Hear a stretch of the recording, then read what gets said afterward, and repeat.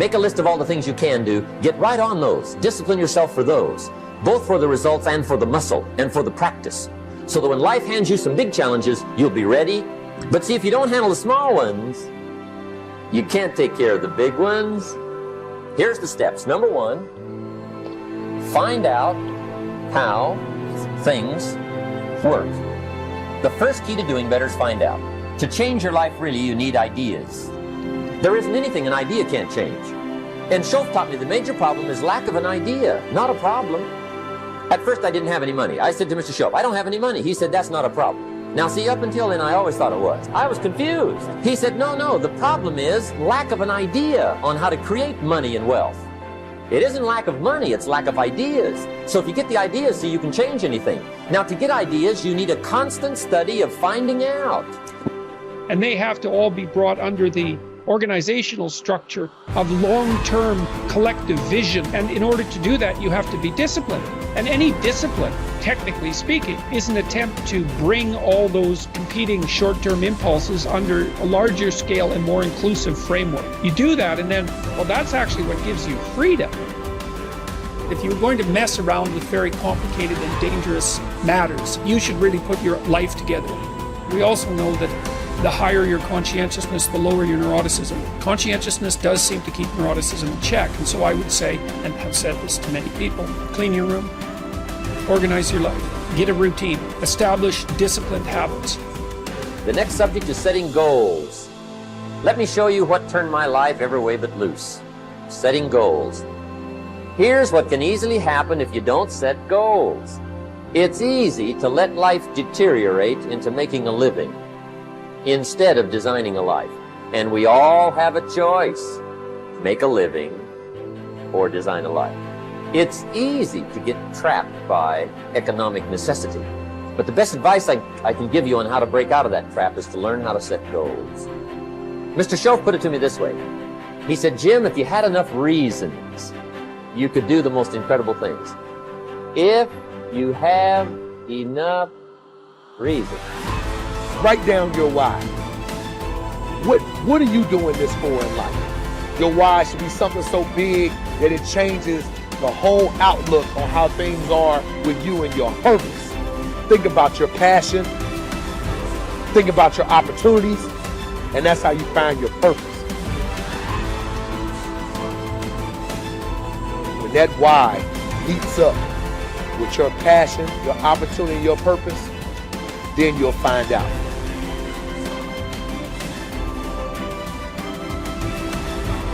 Most of us are standing in a busy street, just letting the opportunities in life pass us by.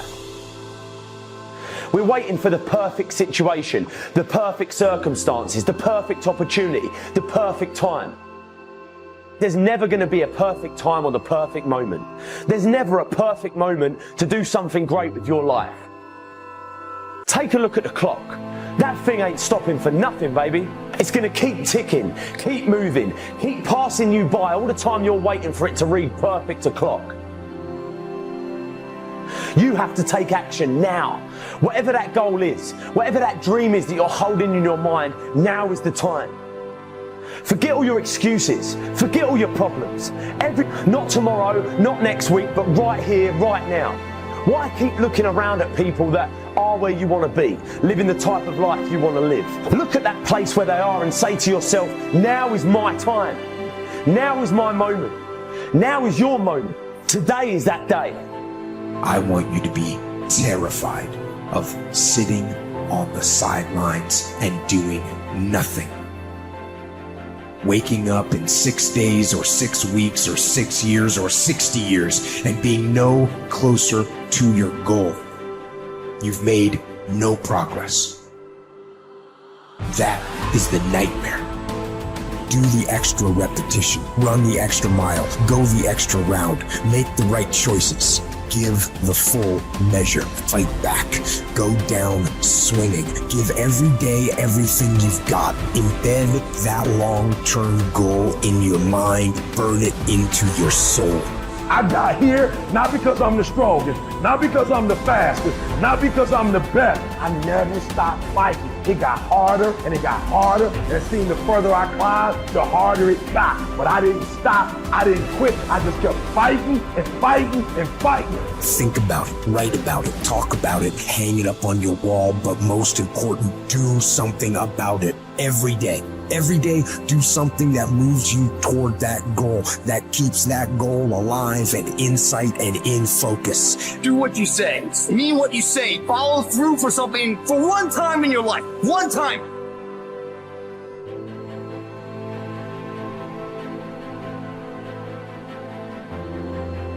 Most people can motivate themselves to do things simply by knowing that those things need to be done.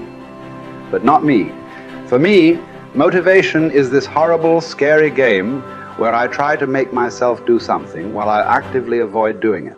If I win, I have to do something I don't want to do. And if I lose, I'm one step closer to ruining my entire life. And I never know whether I'm going to win or lose until the last second. Temperance is not deprivation, but command of oneself physically, mentally, spiritually. Demanding the best of oneself, even when no one is looking, even when allowed less. It takes courage to live this way. Not just because it's hard, but because it sets you apart. The warrior has awareness. We are aware that we are at war, and the war in our minds requires discipline. Not the discipline of a soldier, but the discipline of a warrior. Not the discipline from the outside to tell us what to do and not to do, but the discipline to be ourselves, no matter what. A weak mind must be constantly entertained and stimulated. A strong mind can occupy itself and, more important, be still and vigilant in moments that demand. Without the momentum of a stern discipline, motivation is mostly a momentary, flighty emotion. For it works best under the supervision of discipline, but can serve as not only an ally, but also an enemy, because in anything that requires your self-discipline, whether going to church, going to classes, going to workouts, going through trainings, completing jobs, reading books, living well, eating healthily, studying, practicing something, the more times you skip, the more relaxed and motivated you'll become about skipping. And the next thing you know, you've quit your fight altogether. Or put in short, the more you skip, the more you'll skip until you've quit. Maybe then you'll see that motivation bears its fruits when watered by discipline, but it spoils when not. We don't need accomplishments to feel good or to be good enough. What do we need? The truth. Not much. Some food and water. Work that we can challenge ourselves with. A calm mind in the midst of adversity. Sleep. A solid routine. A cause we are committed to. Something we're getting better at. Everything else is extra. Or worse, as history has shown countless times, the source of our painful downfall. If the first step is just showing up, committing to doing something each day, then the next step is finding something to focus on getting better at each day. And in this, where cumulative improvement meets compounding returns, we can harness one of the most powerful forces on earth. Think about it. Most people don't even show up. Of the people who do, most don't really push themselves. So to show up and be disciplined about daily improvement, you are the rarest of the rare. Life is filled with all sorts of difficulties and challenges. Work will not always go well. But working out is in our control. It is a contained space in which the only potential obstacle is our determination and commitment. Swim. Lift weights. Train in jiu-jitsu. Take long walks. You can choose the means, but the method is a must. You must be active. Get your daily win. Treat the body rigorously, as Seneca tells us, so that it may not be disobedient to the mind. Because as you're building muscle, you're also building willpower. More important, you're building this willpower and strength while most people are not. The body, you must understand, is a metaphor. It's a training ground, a proving ground for the mind and the soul.